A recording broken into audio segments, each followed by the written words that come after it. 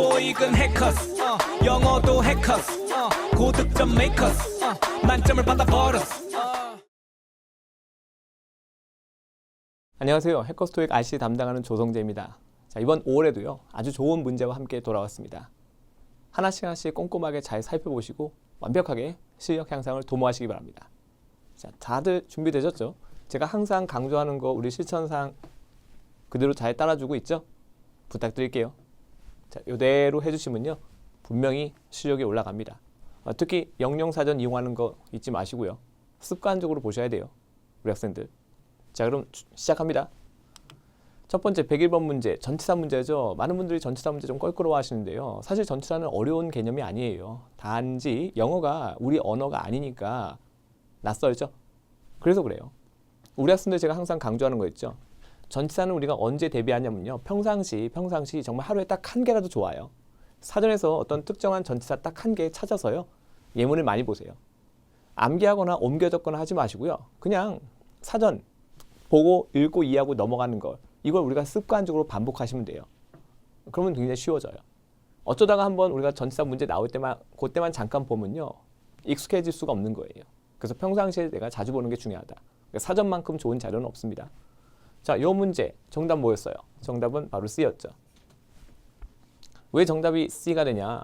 일단은 우리 어몽대는 이렇게 복수가산 명사 오는 거 알고 있죠. 뭐 보통 뭐 3개 이상이 있어야 된다. 뭐 이런 얘기 많이 하잖아요. 참고로 between 같은 경우는 최소한 2는 있어야 된다. 자, 그러다 보니까요. 이 어몽이라는 전치사는 최상급 표현하고 굉장히 잘 어울려요. 자, 우리 최상급은 비교 대상이 최소한 몇 개 있어야 쓸 수 있죠? 3개요. 그러니까 뭐가 공통이죠? 어몽도 최소한 3개, 최상급도 3개. 잘 어울리죠. 참고로 아까 제가 얘기했던 between 같은 경우는 2가지 것을 비교하는 거니까 비교급 표현이랑 잘 어울려요. 그런 걸 내가 쓰임새를 정확히 알고 있다면 사실 한국말 해석하지 않고도 문제 풀 때 훨씬 더 빠르고 정확하게 정답을 선택할 수 있겠죠. 그래서 이 문제 정답 뭐다? 바로 어몽이었다. 뒤에는 뭐가 온다? 이렇게 복수명사 온다. 복수명사였죠. 이렇게. 그 다음에 최상급이요. 그러니까 이제 이런 어법은 바뀔 수가 없는 거예요. 똑같은 내용은 나온 적이 없어요. 왜냐하면 토익은 어떤 특정 분야의 지식을 물어보는 시험이 아니거든요. 단 한 번도 그래서 똑같은 내용은 나온 적이 없다. 하지만 어법은 어떻다? 어법은 늘 똑같다. 그래서 우리가 영어라는 언어의 어법을 알고 있으면 굉장히 쉽게 풀 수 있는 거예요. 일단 우리가 시험장 가서 해석을 하지 않게 되면 어떨까요? 시간을 아낄 수 있죠. 그래서 그것이 최고의 방법이죠. 뭐 할 수 있는, 시간을 아낄 수 있는. 해석 없이 문제 푼다. 왜냐하면 영어를 갖다가 우리가 얼만큼 내가 실력을 갖추고 있는지 그것을 측정하는 시험이 바로 토익이니까. 누가 한국말을 번역 잘하냐? 그런 걸 물어보는 시험이 아니에요. 그래서 정답 뭐로 간다? 정답 C로 간다. 자, 추가 포인트 얘기할게요. 일단 어몽이라는 전치사로 문장이 시작하죠. 보통 영어 문장은 주어로 시작하는데 주어가 아닌 걸로 이렇게 시작하는 문장은요. 이 글을 쓰는 사람이 글을 읽는 독자의 시선을 잡아 끌려는 일종의 언어적인 장치가 그렇죠? 네, 그렇게 언어적인 장치로서 이용되는 거예요. 그럼 왜 이 글 쓰는 사람은 이 독자의 시선을 잡아 끌고 싶었을까요? 중요한 얘기 할 거니까요. 특히 우리가 파트 7 지문에서 이렇게 주어가 아닌 걸로 시작하는 문장 발견하면 무조건 여러분들 그 내용은 유심히 살펴보셔야 돼요. 왜냐하면 글을 쓴 사람이 의도적으로 글을 읽는 사람의 시선을 잡아 끌고 있는 거니까. 이유가 뭐라고요? 중요한 얘기 할 거니까. 특히나 우리가 최상급 같은 것은 그 자체가 강조의 기능이 있죠. 자, 우리가 글을 쓸 때 어떤 내용을 강조하죠? 중요한 내용이요. 그래서 저는 시험장 가서 파트 7 지문을 볼 때요. 이렇게 주어가 아닌 걸로 시작하면서 동시에 최상급 표현을 갖고 있다? 그러면 그 문장은 무조건 주시합니다. 중요한 내용이기 때문에 그 문장의 내용이 특정 문제의 정답 단서가 될 가능성이 굉장히 높거든요. 그래서 제가 늘 하는 얘기, 파트 5는 뭘 위한 기초 작업이다. 파트 7을 위한 기초 작업이다. 잊지 마세요. 한 문장의 의도도 모르면서 파트 7 긴 글의 의도를 안다는 것은 앞뒤가 안 맞는 얘기예요. 자, 그리고 A 같은 경우는 어떻습니까? 이것도 시험에 잘 나오죠. 일단 내가 문제 풀 때는 답만 맞추고 넘어가지만 채점 끝나고 리뷰할 때는 세상 둘도 없이 꼼꼼하게 하셔야 되는 거예요. 자, except 같은 경우는요. 문장 맨 앞에 단독으로는 절대 쓸 수가 없습니다. 선생님 저 본 적 있는데요. 아, 그때는 아마 뒤에 for가 같이 있었을 거예요. except for 이렇게요. 하지만 except 단독은 안 됩니다. 그래서 이제 그런 어법을 알고 있다면 역시 오답을 지을 때도 어때요? 굳이 except를 갖다 빈칸 넣어서 해석할 필요도 없겠죠. 탈락입니다. 자, for나 without 같은 경우도 워낙 쓰임새가 많죠. 그래서 제가 뭐 대표적으로 쓰여지는 거 이렇게 예시를 좀 들어봤습니다. 적어도 이 정도는 좀 기억하셔야 되겠죠. 그래서 어쨌건 문장에서 요구하는 건 뭐였다? 바로 어몽이었다. 그래서 추가 포인트까지 같이 한번 살펴봤습니다. 자, 102번 문제인데요. 요거는 이제 형태 문제였죠. 비교적 간단한 문제인데 그래도 우리는 절대로 방심할 수 없습니다. 일단 우리가 문장을 볼 때 가장 기본이 뭐죠? 주어 동사 파악이 가장 기본이죠. 문장의 주어는 분명히 이렇게 복수명사가 딱 나와 있는데요. 아무리 봐도 동사가 없습니다. 그렇죠? 그게 문제인 거예요. 그렇구나. 그래서 이제 우리한테 뭐가 필요하다? 동사가 필요하다. 근데 우리가 항상 따지는 게 있죠. 이 주어하고 동사의 스위치요. 지금 보기 4개 중에서 동사가 아닌 건 이렇게 지울 수 있어야 되고요. A하고 B가 동사였죠. 하나는 이렇게 복수 형태고 하나는 이렇게 단수 형태입니다. 근데 주어가 뭐였죠? 주어가 복수 형태죠. 그럼 이제 단수는 탈락이죠. 그 정답 뭐로 간다? 정답 A로 간다. 이렇게. 그래서 항상 우리가 주어하고 동사의 스위치를 맞추는 것은 기본 중에 기본이에요. 반드시 습관적으로. 그래서 이제 주어가 복수 명사 주어였기 때문에 동사 또한 똑같이 수를 맞춰준다. 정답 뭐로 간다? A로 간다. 제가 이빨처럼 한 얘기 있죠. 답이 A일 때 뭐해라? A를 선택해라. 일단 우리 학생들이 주어진 문장에서 주어가 존재하는데 동사가 없다. 그리고 빈칸 앞에 뭐가 있다? 심지어 이렇게 부사도 있다. 자, 부사를 우리가 영어로 뭐라고 하죠? adverb. 동사의 뜻을 추가하는 거죠. 그래서 이제 부사는요. 동사하고 친하단 말이죠. 이제 그런 것들도 우리가 힌트가 될 수 있겠죠. 그래서 정답 완벽하게 A 딱 선택할 수 있어야 돼요. 스위치 딱 맞춰서. 참고로 우리 share라는 동사는요. 또 전치사 with하고 되게 친하죠. 그래서 share 다음에 something 목적어 나오고요. 그다음에 이 something을 누구와 함께 공유하냐. 나 혼자 공유하는 것이 아니라 다른 누군가와 함께 공유하는 거죠. 그래서 with의 가장 기본 의미가 뭐죠? 뭔가 함께하다. 그래서 우리 영어 어휘 중에서 혼자 할 수 없는 행위를 뜻하는 것들은요. 보통 전치사 with하고 친해요. 그래서 이 share는 또 with하고 짝꿍이 돼서 요 포인트를 물어보는 문제로 출제가 되기도 합니다. 여기서 또 우리가 뭘 힌트를 얻어야 돼요? 아, 내가 그럼 동사를 공부할 때는 그 동사가 어떤 전치사고 잘 결합해서 쓰여지는지 그것까지 알고 있어야 되겠구나. 그래야지 우리가 영어를 배워서 문장을 만들어서 원어민하고 소통할 수 있으니까. 그래서 항상 쓰임새 중심의 학습을 하는 것이 중요한 거예요. 그래서 share something with somebody. 사람 명사. 이렇게 나오는 거죠. 자, 이렇게 해서 정답도 살펴보고요. 추가 포인트까지 한번 살펴봤습니다. 다음 103번 문제. 각기 다른 4개의 명사로 복이 구성이 되어 있죠. 선생님, 이런 거 무조건 해석해야 되는 거 아니에요? 아니에요. 토익의 그 어떤 문제도 한국말 해석이 정답의 근거가 되는 경우는 없어요. 왜냐하면 토익은 영어 능력 평가 시험이니까. 그러니까 항상 이 주어진 영어 문장을 보고 이 안에서 우리가 힌트를 얻어낼 수 있어야 되는 거예요. 단서는 반드시 문장 안에 존재합니다. 자, 볼게요. 자, 이 문제 정답 뭐였죠? 정답은 데이빗. 그래서 문맥을 좀 볼 수 있어야 되는 거예요. 근데 중요한 건 여기 뭐가 있죠? result in이라는 표현이 있어요. 사실 result라는 것 자체는요. 동사하고 명사할 때 형태가 똑같죠. 여기서 이제 동사로 쓰인 거예요. 여기 have pp 보이시죠? 근데 result는 동사 출제가 될 때요. 자동사로서 출제가 되는데요. result가 자동사일 때는 전치사 in과 결합하는 것도 있고요. 전치사 from이랑 결합도 합니다. 근데 in과 from 어떻게 구분하냐? 이렇게 result in을 쓸 때는요. 앞에가 뭐가 나오죠? 앞에가 원인. 그 다음에 in 이하가 뭐죠? 결과. 결국 여기 result in이 있었기 때문에 앞쪽의 내용 보시고요. 그것이 원인이 돼서 앞에 있는 것이 원인이 돼서 어떤 결과가 도출되는지 그 인과관계를 정확히 파악하시면 돼요. 그러니까 역시 내가 그 쓰임새를 알아야지. 아, 시끄러운 소음. 우리 시끄러운 소음이 있으면 어때요? 그죠? 소음 좋아하는 사람 없잖아요. 듣기 좋은 소리도 아니고. 그래서 시끄러운 소음이 어디로부터 나오는 거죠? construction site. 아, 뭔가 여기 avenue라는 요 도로에서 공사를 하는데 그 공사장으로부터 나오는 시끄러운 소음들이 어떤 결과를 초래한 거죠? 바로 수많은 불평과 항의. 또 아무리 공사를 해도 그렇지 너무 시끄럽잖아요. 못 살겠습니다. 뭐 이렇게 하나 보죠 뭐. 그래서 이제 우리가 원인과 결과를 잘 맞춰주면 되겠죠. 그래서 그 문맥을 바탕으로 정답 뭘로? 정답 D 선택하는 그런 문제입니다. 그래서 역시 쓰임새를 내가 정확히 알고 있으면요. 그걸 바탕으로 정답을 선택할 수 있는 거예요. 굉장히 중요한 거죠. 자, 그 다음에 우리 보세요.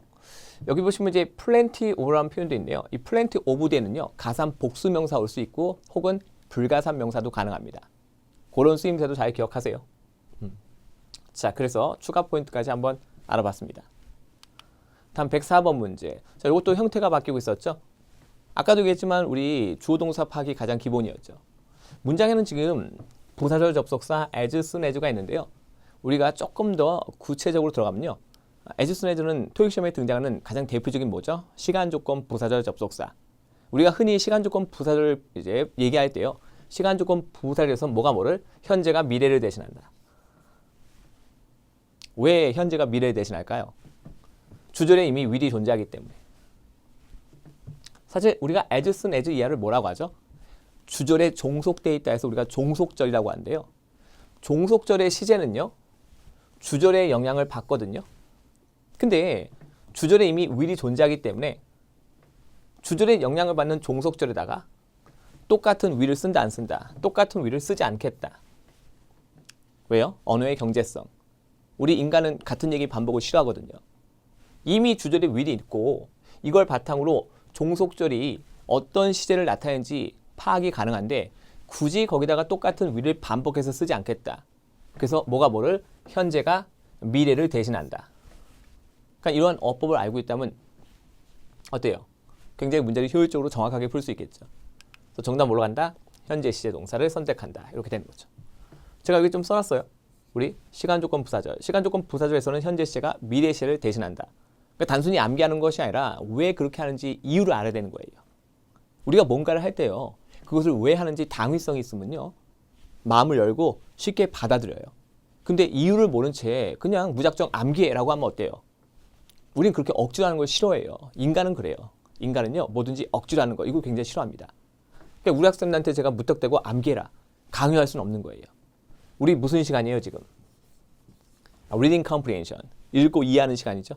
그래서 인간의 뇌는 이해하면 또 자연스럽게 오래 기억하니까 굳이 힘들게 암기할 필요가 없는 거예요. 여러분들의 멋진 미래를 위해서 하는 공부인데 그 공부 자체가 스트레스가 되면 안 되잖아요.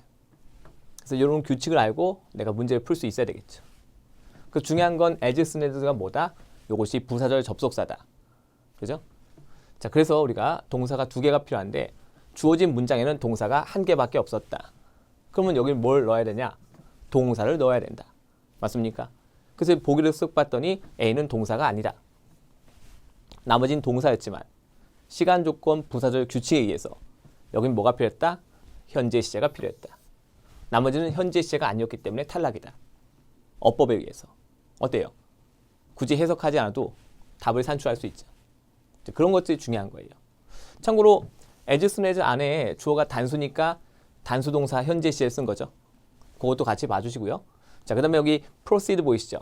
이 proceed는요, 동사하고 명사할 때 형태가 똑같은데요. proceed 다음에 전치사가 있고 나서 명사가 있죠. 그래서 이 녀석은요, 곧바로 목적어를 취할 수 없는 자동사예요. 자동사. 특히 RC에서는요, proceed with라고 해서 전치사 with하고 짝이 돼서 시험에 출제가 되고 있습니다. A시에서는 보통 proceed to해서 전치사 to하고 보통 짝이 돼서 많이 등장하고요. 그리고 전치사 to 말고 to 부정사하고도 결합이 가능합니다. 참고로 우리 proceed가 명사일 때는요. 반드시 뒤에다가 s를 붙여서 복수 형태로 씁니다. 행사 따위의 수익금을 뭐라고 하죠? 우리가 바로 proceed라고 합니다. 그래서 아예 영영 사전에도요. 복수 형태로 따로 올라가 있어요. 그래서 이제 우리가 빈칸만 달랑 채우고 넘어가면 된다, 안 된다? 안 된다. 아시겠죠? 그리고 참고로 여기에 빈칸 있어도 우리 학생들 as soon as 이 부사절 접속사 선택할 수 있어야 돼요. 거기까지 보시는 거예요. 자, 그래서 추가 포인트까지 한번 살펴봤습니다. 다음 105번 문제. 요건 각각 한 4개 동사죠. 그래서 이제 뭐가 적절하냐 또 판단할 수 있어야 돼요. 요거는 근데 사실상 어떤 문제냐? 역시 해석과는 관계없는 무슨 문제? 콜로케이션.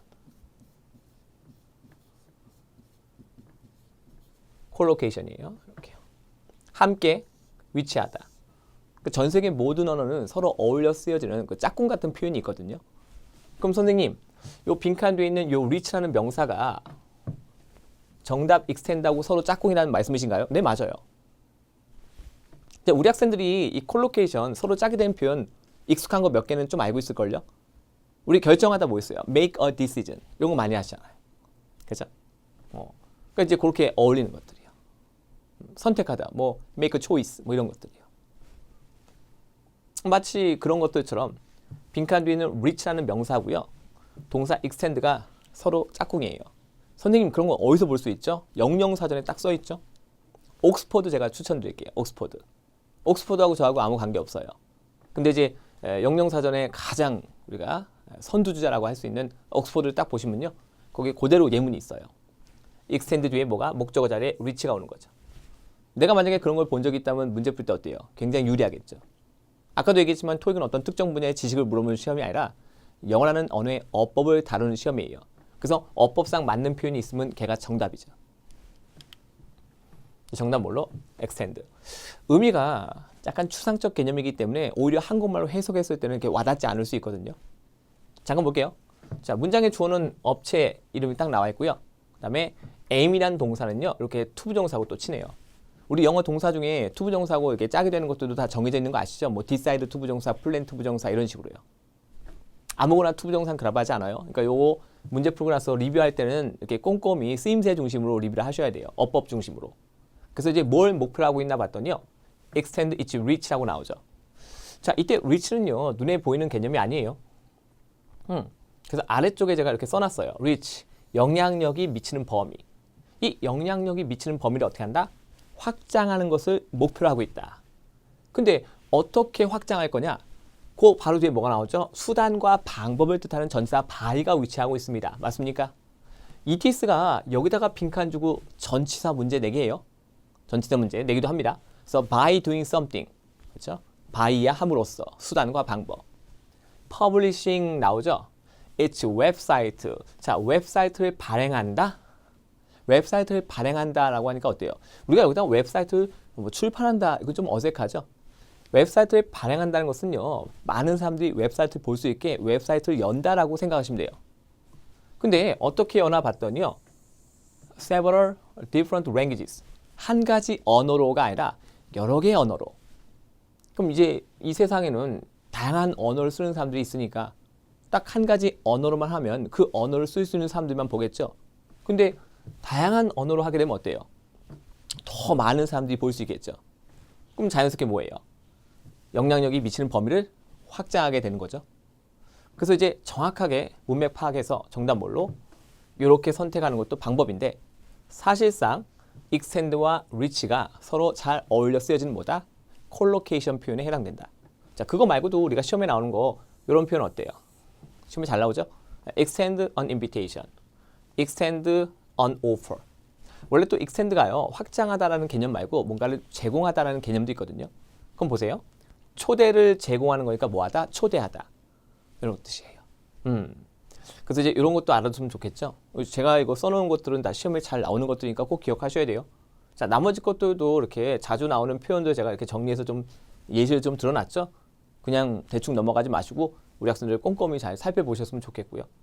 자, 그 다음에 이제 한 가지만 더 얘기할게요. 요거 several 다음에는 뭐가 오죠? 이렇게 복수 가사 명사가 오는 거 알고 있죠? several의 기본 의미는요. more than two. 딱 정해진 숫자를 지칭하지는 않지만요. 그렇게 큰 숫자도 아니에요. 하지만 적어도 두 개보다 큰 숫자를 말할 때 우리가 뭘 쓰죠? several 씁니다. 요것도 은근히 시험에 나와요.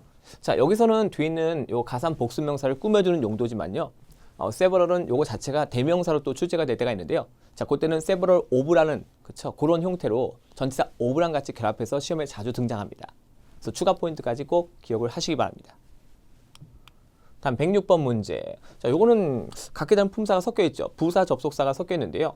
A하고 D는 부사고요. B하고 C는 접속사입니다. 자, 이럴 경우 반드시 뭐부터 하셔야 돼요? 문장에 동사 몇 개 있는지 확인하셔야죠. 만약에 동사가 2개 있으면 뭐가 필요해요? 반드시 접속사가 필요하죠. 참고로 문장에서 접속사와 동사의 개수는 1개 차이죠. 동사가 접속사보다 하나 더 많습니다. 근데 이제 문장을 쓱 봤더니 잘 보세요. 여기 동사가 있고요. 그 다음에 여기 동사가 또 있어요.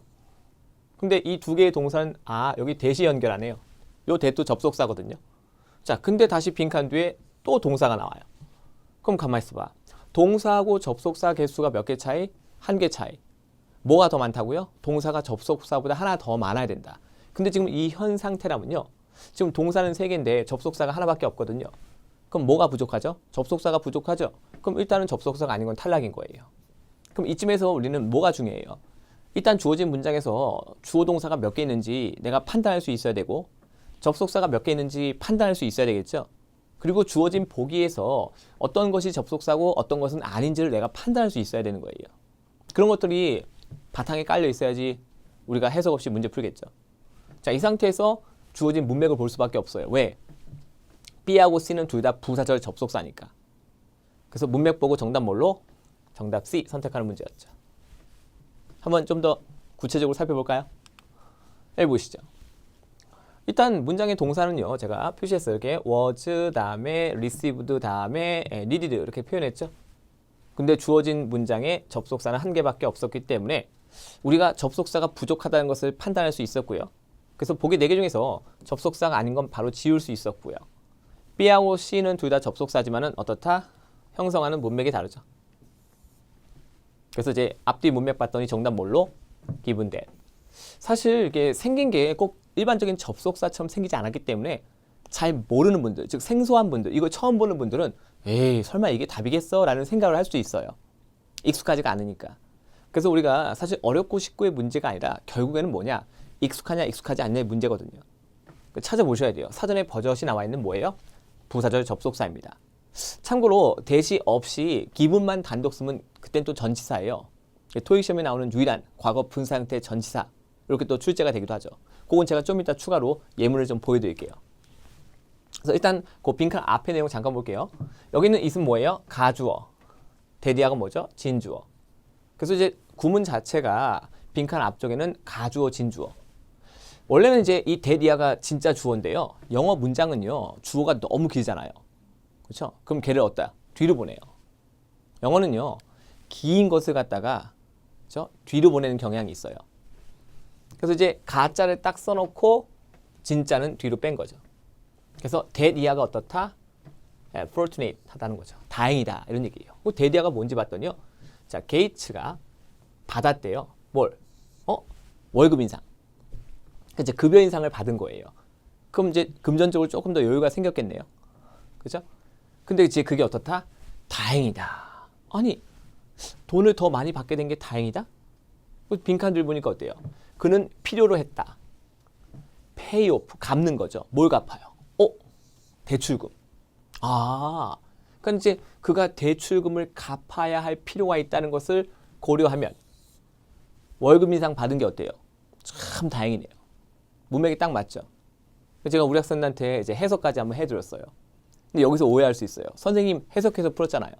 자, 이건 제가 우리 학생들 이해를 도우려고 해석을 한 거죠. 제가 실제로 저 혼자 개인적으로 풀 때는 해석을 하진 않겠죠. 왜냐면 이걸 풀 때 한국말 해석이 반드시 필수다. 그럼 이제 전 세계 모든 사람들은 심지어 원어민조차도요. 이 문제 풀려면 한국말을 따로 배워야 돼요. 왜냐면 한국말 해석이 필수니까. 근데 어때요? 말도 안 되는 얘기잖아요. 그래서 정답 뭐로 간다? 정답 C로 간다. 근데 우리 요것도 한번 생각해 봐요. 우리 학생들이 만약에 해석을 통해서 문제를 푼다면 정확하게 해석을 할 수 있어야 되겠죠. 그러면 영어 문장을 정확하게 해석하려면요. 그 바탕에는 뭐가 깔려 있어야 될까요?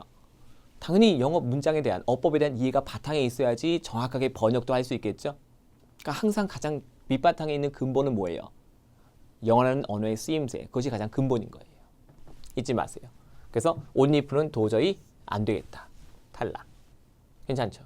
자, 그 다음에 제가 좀 전에 우리 기분에 대해서 추가 포인트 제공한다고 그랬죠? 여기 잠깐 볼까요, 우리 학생들? 기분 됐다면 주어 동사. 이때 뭐예요? 접속사. 부사절 접속사입니다. 예문 볼까 우리? Given that it is raining outside.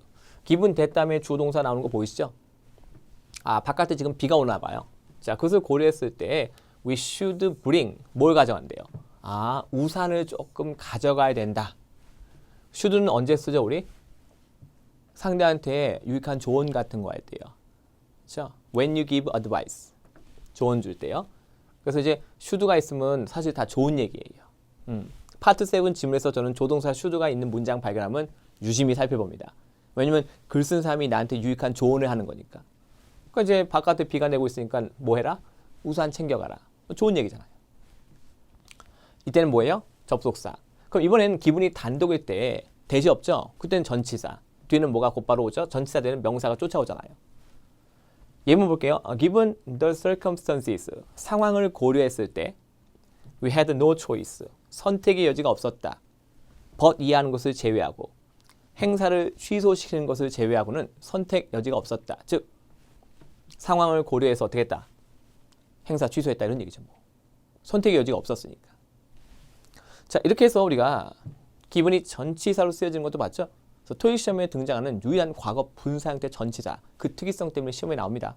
그래서 우리 학생들 이 추가 포인트 꼭 기억하셔야 돼요. 다음은 107번 문제. 각 계단 4개의 형용사로 보기 구성이 되어 있죠. 선생님 이것도 해석해야 되나요? 아니라니까요. 자, 일단 우리 학생들이 파트 5 문제 풀 때요. 여기 보시면 이제 부사절 접속사 보이십니까? 접속사예요. 여기 보시면 여기 동사가 이렇게 나와 있고요. 콤마 찍고 그 뒤로 또 동사가 또 나오죠. 그러니까 영어 문장에 동사가 지금 2개 있는데 그럼 뭐가 필요해요? 접속사 필요하다라고 얘기했죠. 근데 애들은 토익 시험에 나오는 뭐예요? 가장 대표적인 인과관계를 나타내는 접속사죠. 그럼 이제 우리가 종속절과 주절의 내용이 서로 간에 인과관계가 이루어지게끔 문맥을 형성할 수 있는 그런 형용사를 선택해야 되는 거예요. 그러니까 막무가내로 하는 것이 아니죠. 그래서 접속사가 포함된 문제를 풀 때는요. 그 접속사가 어떤 역할과 기능을 하는지 정확히 알고 그것을 반영해서 정답을 선택하는 것이 가장 기본입니다. 그러니까 정답 뭐다? imminent 나오죠. 임박한. 잠깐 볼게요. The ferry's departure. 요 배 여객선이 어떻게 한다? 여러분들 departure 출발. 그럼 이제 여객선이 출발하려고 하기 때문에 그렇죠? 근데 그 출발이 어땠다? 임박해 있다. 조금 있으면 이제 출발하는 거예요. 바로 그 때문에 승객들은 투이하도록 요청받았다. 투이하가 뭔지 봤더니 take their seats. 뭐 이것도 워낙에 흔하게 쓰는 표현이죠. 이쪽에 뭐예요? 이것도요. collocation. 착석하도록 요구받았다. 요청받았다. 이렇게요. 왜? 출발이 임박했으니까. 어떤 관계가 성립해요? 인과관계. 근데 그걸 바탕으로 정답 선택하시면 되는 거예요. 막무가내로 하는 것이 아니라. 아까도 얘기했지만 이거 제가 심심해서 이렇게 써놓은 거 아닙니다. 우리 학생들. 같이 봐주셔야 돼요. 자, 그 다음에 여기 되게 중요한 표현 나왔죠. be asked to 부정사. 자, 요건 지금 수동태 구조인데요. ask가 오형식 능동구조일 때 ask somebody to 부정사거든요. 근데 그 목적어 somebody, 사람 명사가 이렇게 주어로 가죠. 그럼 동사가 뭐가 돼요? 동사가 비동사 pp. 그 뒤에 목적격 보호자리에 있던 to 부정사가 곧바로 쫓아오게 됩니다. 영어의 모든 동사가 이렇게 쓰여지는 거 아니죠? 자, 그렇기 때문에 이 쓰임새 정확히 알고 있어야 되고요. 참고로 저는요, 파트 7 지문에 명령, 요구, 제안에 해당되는 동사가 포함된 문장이 있으면요, 그 문장은 무조건 미리 표시해놔요. 왜냐면 명령, 요구, 제안 이런 동사들은 가벼운 얘기할 때 쓰는 것이 아니거든요. 내용 보세요. 중요한 내용이잖아요. 이제 지금 출발이 임박했는데 자기 혼자 멀리 가 있으면 돼야 안 돼요? 안 되죠? 그러면 이제 배 놓치는 거예요. 그죠? 자, 그래서 거기까지 좀 생각하셔야 되는 거예요. 그래서 이제 정답 플러스 알파로 추가 포인트 살펴봤습니다. 항상 제가 하는 얘기지만 이런 파트 5에서 다뤄지는 문장 하나하나가 뭐에서 뭐가 된다? 파트 7 지문이 되는 거죠. 그래서 이제 파트 5는 파트 7을 위한 기초 작업이다. 정성을 다하셔야 돼요. 정성을 다하는 것만큼 점수가 나옵니다. 다음 108번 문제. 자, 요건 접속사 문제죠. 요거 난이도가 조금 있습니다. 네, 근데 좀 문장 구조 좀 볼 수 있어야 되고요. 쓰임새 차이도 정확히 아셔야 돼요. 어떤 분은 그냥 단순히 생각해서 선생님 여기 said가 있으니까 저 많이 봤어요. 네, said that이요. 동사 say라는 동사가요. 이건 이제 과거 형태고요. 대절과 친합니다. 물론 그래요. 근데 이 say 뒤에는요. 다 올 수 있어요. 그러니까 혹시라도 내가 본 것이 뭐 say that이 있어서 찍었다라는 분들 그거 운 좋아서 맞춘 것도 그렇죠? 될 수 있겠죠. 그러니까 이제 우리가 정확하게 아셔야 돼요. 일단은 여기 said라는 say의 동사 과거 형태가 있고요. 그 다음엔 다시 주어 동사가 나오니까 분명히 여기는 접속사가 필요하겠구나. 여기 동사, 여기 동사 있잖아요. 다 접속사예요. 근데 중요한 건 보세요. 빈칸 이하 문장을 보시면요. 주어, 동사, 목적어 완벽해요. 모든 걸 다 갖추고 있죠. 그러면 이제 저는요. B하고 C부터 치워요. 왜 그럴까요? 자, B하고 C 같은 경우는요. 단독으로 빈칸에 집어넣잖아요. 그러면 접속사이면서 동시에 자기 자신이 대명사로서 역할을 해야 돼요. 자, 그런데 대명사라는 것은요. 문장 안에 이렇게 들어가잖아요. 대명사의 기능이 뭐가 있죠? 문장에서의 기능? 주어, 목적어, 보어. 근데 빈칸 뒤를 보시면요. 주어도 있고 목적어도 있어요. 그러니까 이 빈칸에다가 대명사를 집어넣을 수가 없는 거죠. 왜냐하면 빈칸 뒤가 꽉 차 있으니까. whatever하고 which라는 이 대명사가 들어가서 할 수 있는 역할이 없는 거예요.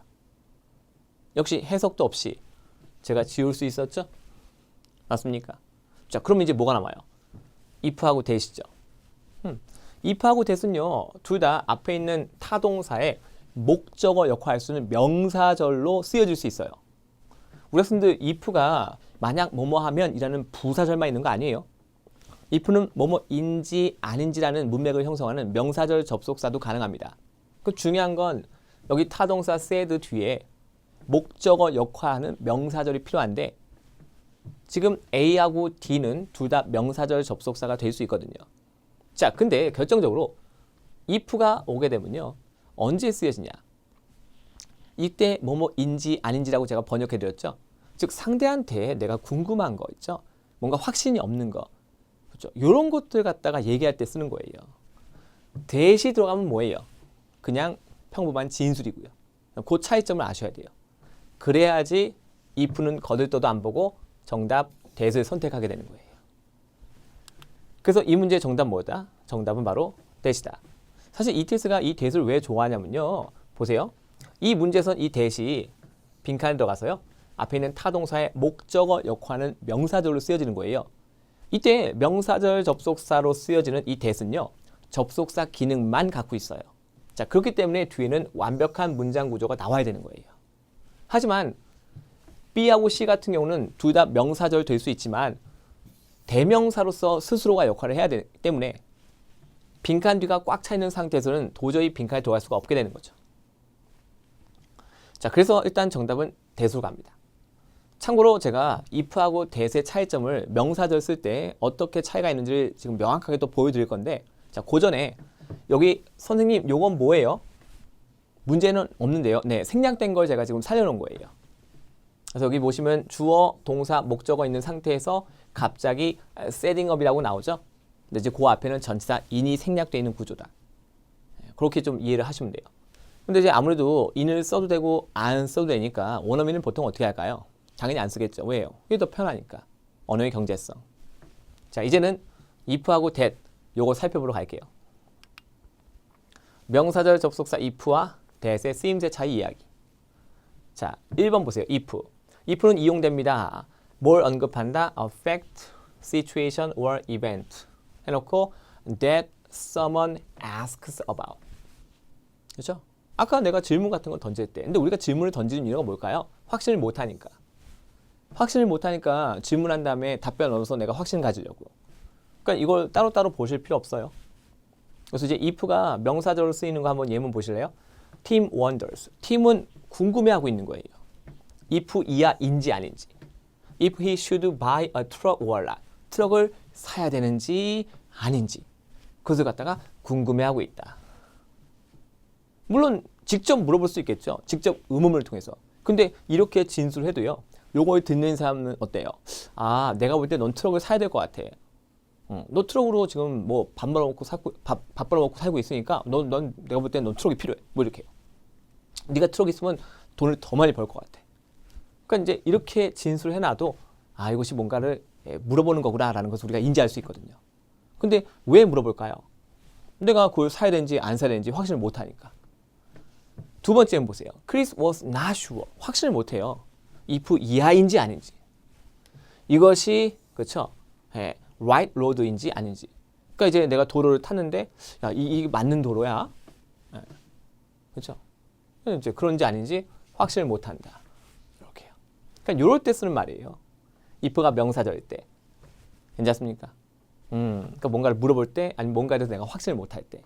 근데 주어진 우리 좀 전에 그 문제에서는 어때요? 관계가 없었죠. 두 번째, that 보세요. 언제 이용된다? introduce a clause, 절이죠, 절. which shows, 뭘 보여주는 절이죠? what someone says, or thinks, or state. 다 똑같은 말이에요. 우리가 머릿속으로 생각한 것을 입 밖으로 끄집어내서 말할 때가 있죠. 그래서 우리말에 뭐가 있어요? 야, 네 생각을 말해봐. 그러니까 여기 갑자기 says하고 state는 둘 다 말하다인데 여기 think가 딱 들어가 있으니까 이거 좀 이질적인데 아니죠. 야, 네 생각을 말해봐. 어때요? 우리가 머릿속으로 생각한 것을 입 밖으로 끄집어내면 말하는 거잖아요. 맞습니까? 그래서 모니카는 말했어요. 데디아라고. 얘는 그냥 진술이에요. 뭐라고 말했죠? The meal was delicious요. 그 식사가 어땠다? 네, 맛있었다. 이게 상대방한테 뭔가 이렇게 궁금해서 물어본다거나 아니면 확신을 못하고 이런 차원이 아니죠. 얘는 말 그대로 그냥 뭐예요? 그냥 진술이에요. 차이점 아시겠죠?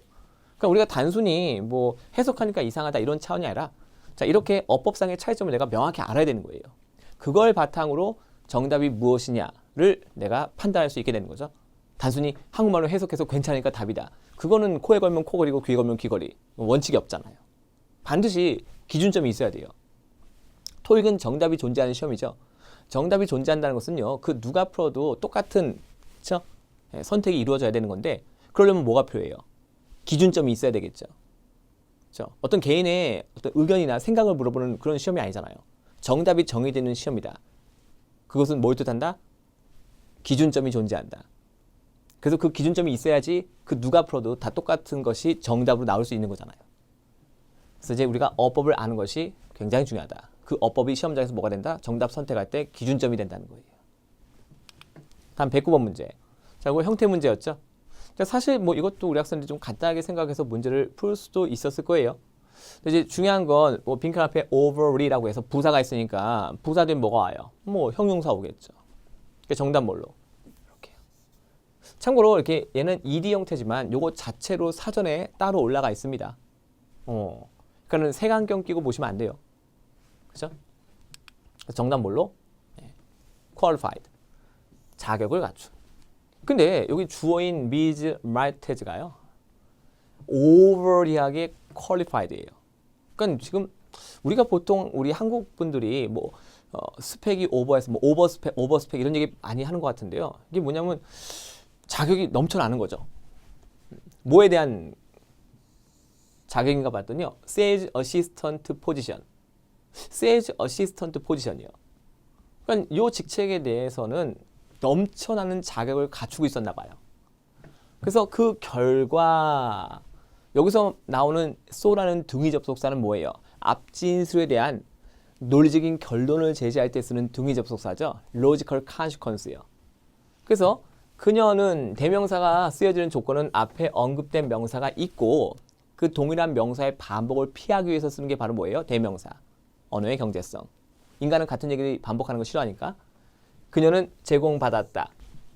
선생님 여기 비동사 PP인데 어떻게 곧바로 또 뒤에 명사가 올 수 있죠? 4형식 동사의 수동태. 자, offer는요. offer somebody something. somebody 간접 목적어, something 직접 목적어. 자, 4형식 동사는요. 목적어가 두 개가 있죠. 근데 이것이 수동태가 됐을 때 somebody, 사람 간접 목적어가 주로 가고요. 동사가 비동사 PP가 된 다음에 직접 목적어 명사가 쫓아옵니다. 그러니까 만약에 우리 학생들 여기 이렇게 빈칸이 딱 있고 동사의 형태를 물어본다면 was offered를 선택할 수 있어야 되는 거예요. 괜히 뒤에 명사 있으니까 수동태는 안 돼 라고 착각하면 안 되겠죠? 보통 비동사 PP 다음에 문장이 끝나는 경우는 그 동사가 3형식 동사일 때. 하지만 offer 같은 4형식 동사는 목적어가 두 개가 있기 때문에 수동태가 돼도 그 뒤에 직접 목적어 명사가 쫓아올 수 있는 거예요. 그래서 뭘 제공받았다? 관리직을 제공받았다. 그래서 이제 미즈 말테즈가요. 야, 그 친구가 세일즈 어시스턴트 하기는 안 돼. 그 친구 능력이 너무 출중해. 자, 그래서 그 결과 그녀는 관리직을 갖다가 제공받았다. 이렇게 되는 거죠. 자, 아까도 말씀드렸지만 접속사가 포함된 문장은요. 접속사 중심으로 앞뒤 논리적인 어떤 연관성이 있거든요. 그 연관성은 내가 정확히 판단할 수 있어야 돼요. 자, 그래서 더더구나 정답 뭘로? B로 가는 거죠. 그래서 요거 자체가 독립된 형용사다. 참고로 여러분들 지금 행위 주체가 자격을 주는 행동을 하는 건 아니죠. 그러니까 착각하지 마세요. 행위 주체가 자격을 갖추고 있다는 뜻이에요. 문맥에서 요구하는 것은 바로 그것입니다. 그래서 요거 was over 다음에 qualify가 이거 되지 않아요? 이렇게 착각하시면 안 돼요. 근데 사실 더더구나 앞에 비동사가 존재하는 상황에서 우리 학생들 앞에 비동사는 싹 무시하고 동사를 집어넣겠다. 안 되는 거예요. 그러니까 이제 구조적으로 탈락이고요. 자, 이거는 어때요? 선생님, 요거는 비동사 다음에 요거 ing, 현재 분사 같은 거 올 수 있잖아요. 뭐 동명사는 주어 목적어 보호니까 안 된다고 해도 ing 형태 뭐가 올 수 있다? qualifying이 올 수 있다. 자, 그렇게 되면 이제 주어하고의 관계가 능동 관계인데요. 어때요? 말테즈가 자격을 주는 행위 주체가 아니잖아요. 이분이 이미 어떻다? 지나친 어떤 자격을, 지나치게 좋은 어떤 자격을 갖추고 있다라는 문맥이 형성돼야 되니까 데이빗을 넣었을 때는 D를 넣었을 때는 문맥 형성 자체가 불가능한 거예요. 정답 뭐로 간다? 정답 D로 갑니다. 자, 우리 학생들 이것도 제 강의 듣고 나서 요거 사전에서 꼭 한번 찾아보셔야 됩니다. 다음 110번 문제. 자, 이것도 각기 다른 4개의 형용사죠. 선생님, 이거 꼭 해석해야 되는 거 아니에요? 아니에요. 콜로케이션. 이것도 콜로케이션 문제예요.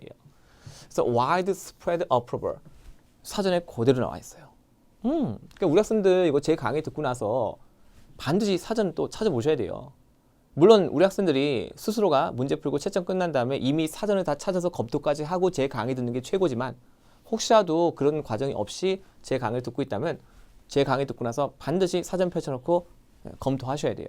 혹시 야, 조성재가 실수한 거 아니야?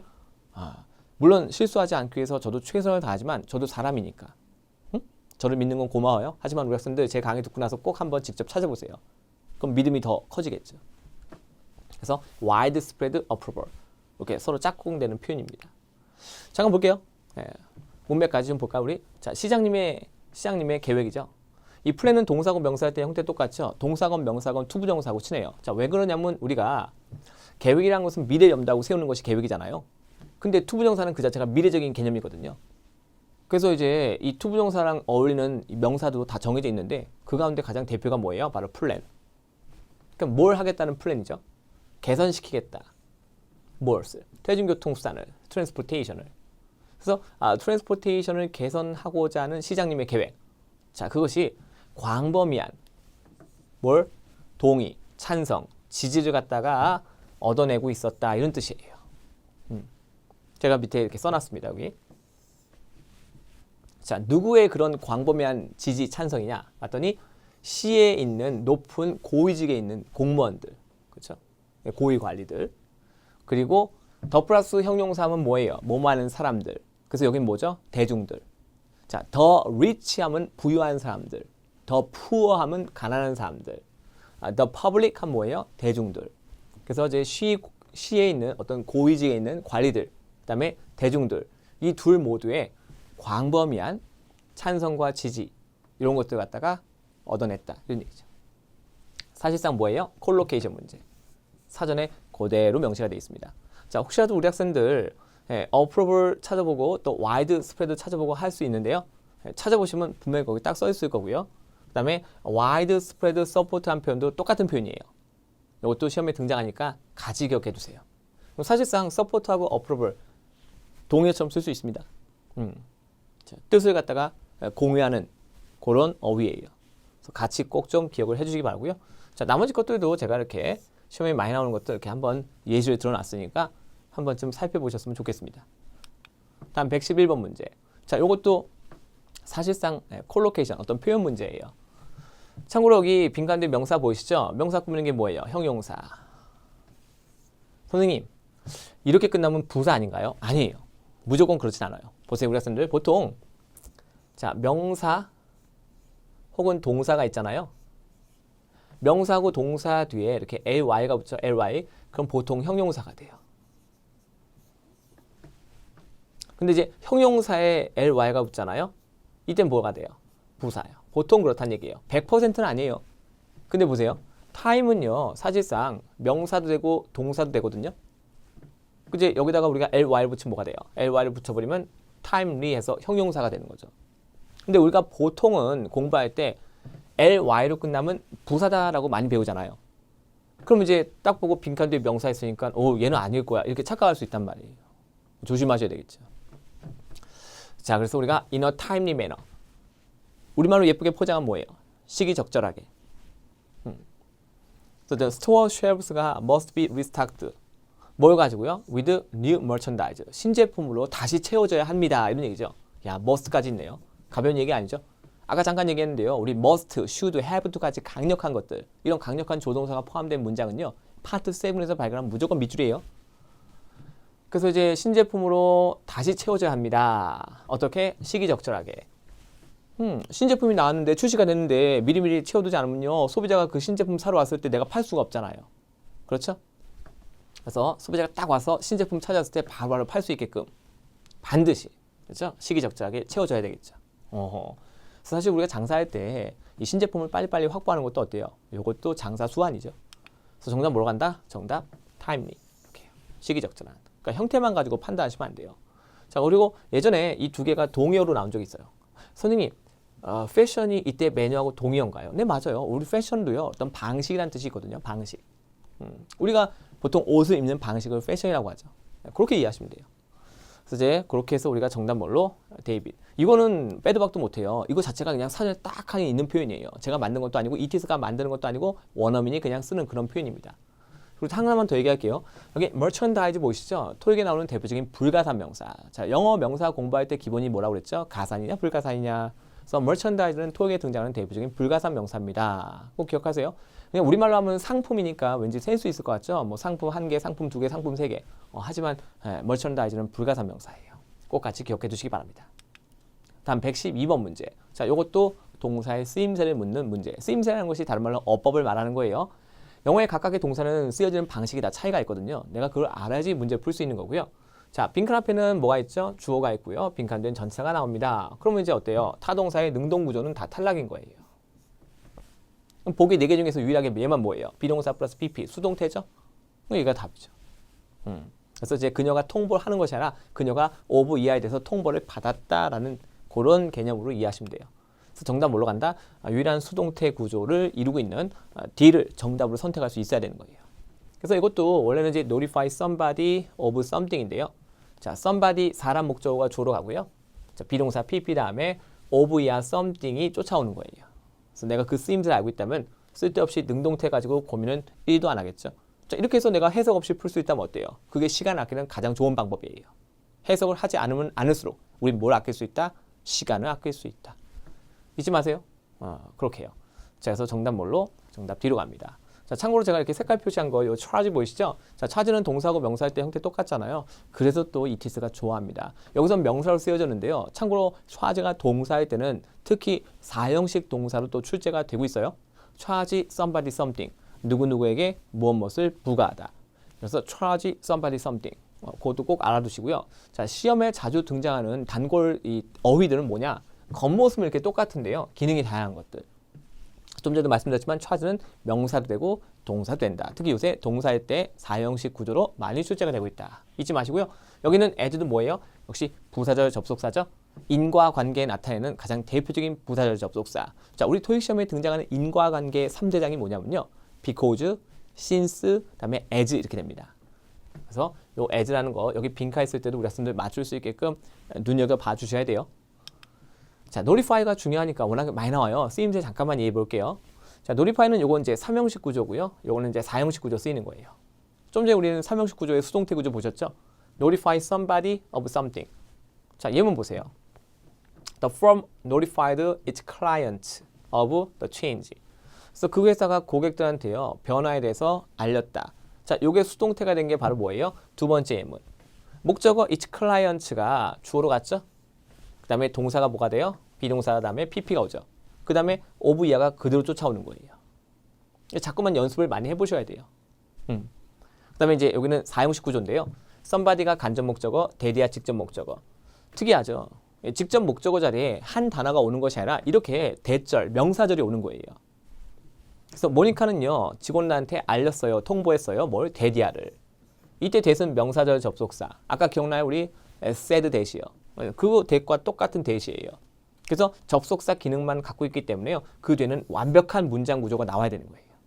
그래서 뭘 알려줬나 봤더니요. The meeting has been rescheduled for next Monday. 아, 미팅이 다음 월요일로 일정이 재조정됐다라는 것을 직원들한테 통보했다. 이런 얘기입니다.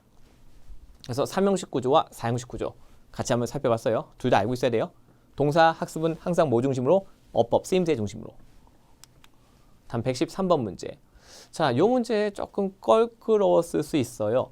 그죠? 내용이 조금 생소했죠. 하지만 결정적인 힌트가 여기 존재하고 있어요. 결정적인 힌트. 선생님, 여기 인포메이션 다음에 동사가 있는데 접속사가 안 보여요. 아, 여기 명사절 접속사 대시 생략된 구조예요. 이렇게요. 우리가 인슈어 대타 할 때 대은 생략 가능하거든요. 그걸 포인트로 해서 시험에 나오기도 해요. 여기다가 빈칸 딱 준 다음에요. 그 뒤에는 주어 동사가 있어요.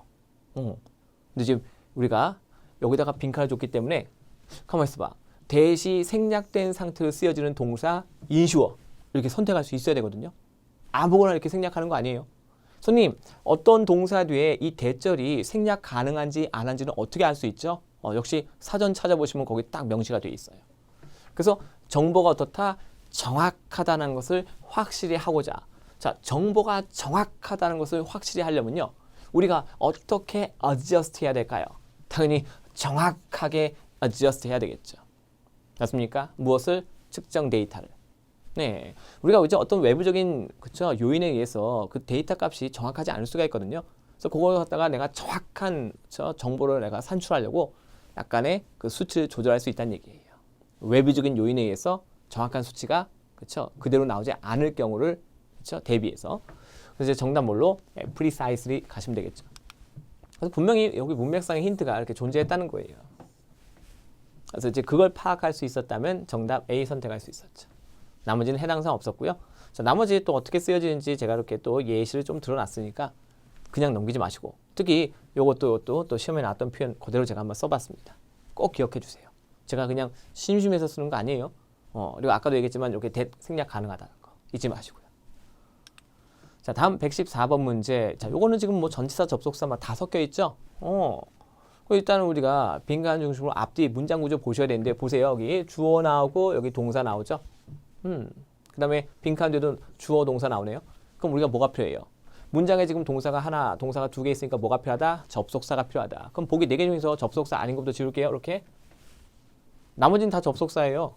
선생님, 얘도 접속사예요? 네, no도 접속사인데요. 자, no는요, 단독으로 접속사 쓸 때 규칙이 있어요. 전제 조건. no 앞에 문장이 반드시 부정문. 근데 그 빈칸 앞에 문장 보면 긍정문이죠. 부정문이 아니죠. 그러니까 no는 탈락이에요. 제가 해석 안 했죠? 그죠? 참고로 no는 앞에 진술이 부정진술 그리고 nor 뒤에는요 도치가 발생됩니다. 근데 정상적인 어순이잖아요. 도치가 아니죠. 자, 그래서 no는 탈락. 뭐 예전에 제 예상 강의 보신 분 있다면 제가 no를 다룬 그쵸? 이 문제가 있었는데 그때고 기억하셨다면 아마 해석 없이 그냥 B 지웠을 거예요. 자, 그 다음에 지금 2개 남았죠? 잘 보세요. 빈칸 앞에서 문장은 이미 완벽한 상태입니다. 근데 여기다가 whether를 집어넣죠? 그럼 whether는 무슨 절이 될 수밖에 없죠? 수식어 역할을 하는 부사절로 들어갈 수밖에 없어요. 자, 사실 whether는 명사절로도 쓰여질 수 있는데요. 여기다가 whether를 집어넣어서 명사절이 될 수는 없습니다. 왜? 명사절은요, 전체 문장에서 주어, 목적어 보호를 해야 되거든요. 근데 빈칸 앞쪽에서 이미 완벽한 문장 구조를 이루기 때문에 빈칸에 whether를 집어넣어서 whether 이하가 주어, 목적어 보호를 할 수 있는 그런 구조가 성립될 수가 없어요.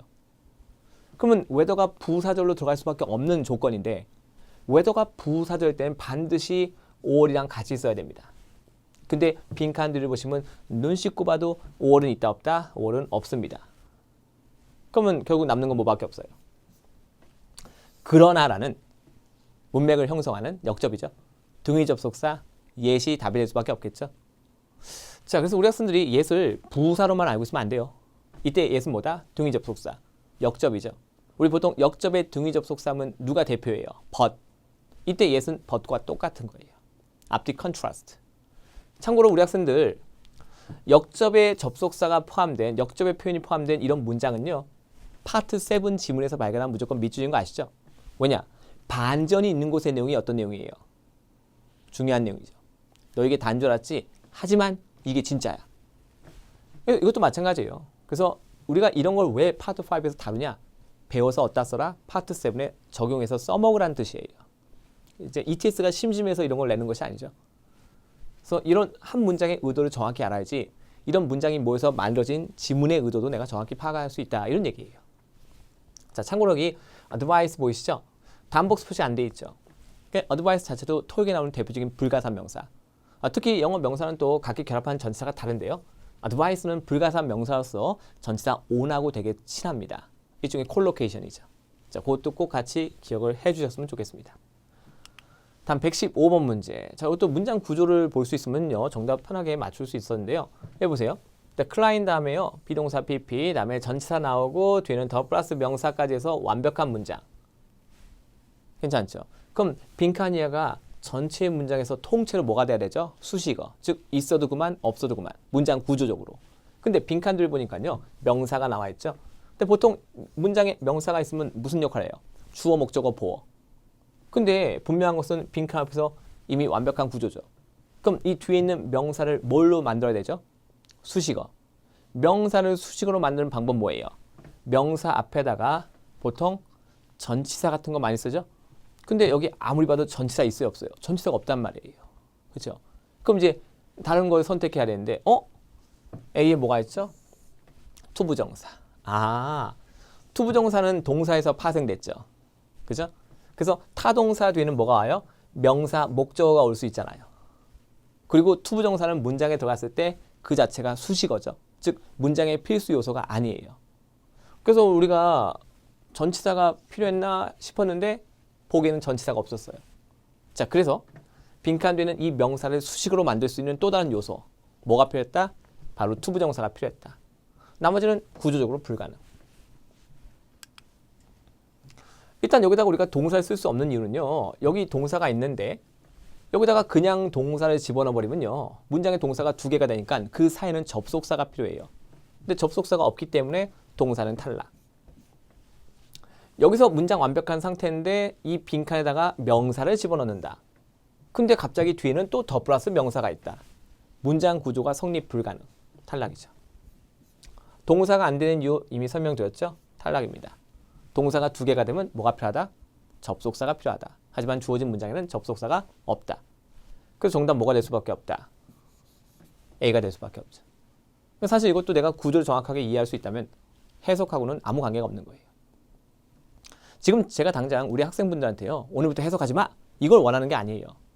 적어도 내가 어떻게 하면 해석을 좀 덜 할까?